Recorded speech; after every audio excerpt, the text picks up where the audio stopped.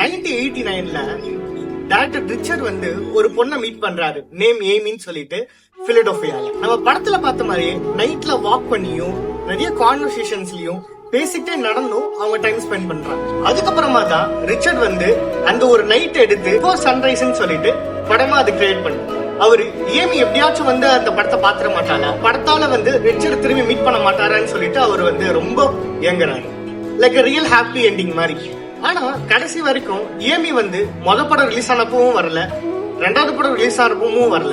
Richard என்ன நினைச்சாருன்னா Amy அப்படி disappear ஆட்டாலோன்னு சொல்லிட்டு அரௌண்ட் 2010 அப்பதான் உண்மை தெரிய வருது ரிச்சர்டுக்கு. ஏமி 1994ல ஒரு மோட்டார் சைக்கிள் ஆக்சிடென்ட்ல இறந்துடுறாங்கன்னு சொல்லிட்டு.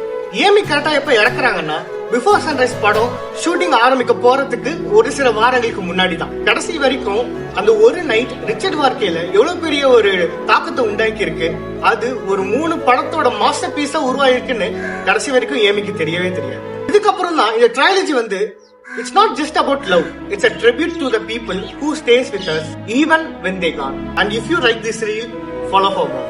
And இது மாதிரி வேற ஏதாச்சும் உங்களுக்கு ரொம்ப இன்ட்ரெஸ்டிங்கான டீடைல்ஸ் கண்டுபிடிக்கணும்னா do comment it below. This is Jovik and see you guys later.